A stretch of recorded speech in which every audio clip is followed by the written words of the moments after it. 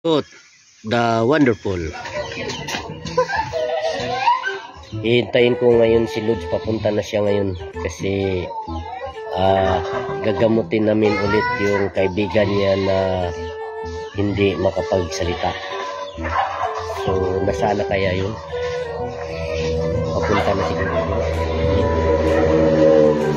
Oh, hindi ka na. Oh, Lods.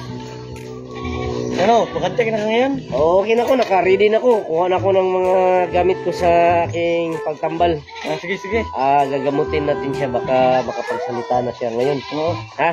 Oo. Tara, pupuntahan natin. A few moments later. Kaibigan. Kahiga. Sige. Atin ang gagamutin si... ano ba yun? Gerson. Jason Guapo. Dito na. Dito ako ngayon. Gerson, gagamutin kita ngayon sa pamagitan ng dahon ng kakao at aking mahiwagang kaldirin para makapagsalita ka na.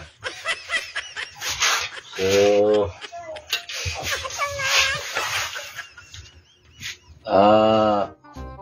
labas muna kayo mga kaibigan para kami lang dalawa dito. Biyakulong diken toripak Sikriam por salihiri, gumaling ka na at makapagsalita ka na, Gerson Guapo. Sa pamagitan ng ating mahiwagang kalorin.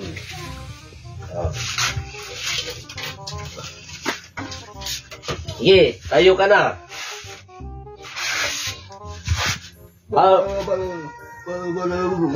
Nagsalita na siya. Nagsalita na siya.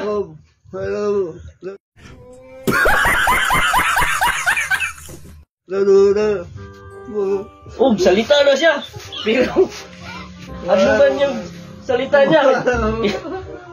Parang Chinese. Chinese siya, naging Chinese. Naging Chinese.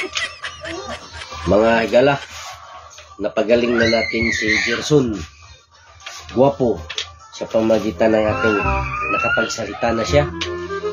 Chinese siya, nag-insik. So, basta importante nakapagsalita na siya. Hindi kagaya nung kahapon, hindi siya nakapagsalita. Parang ganun lang siya palagi.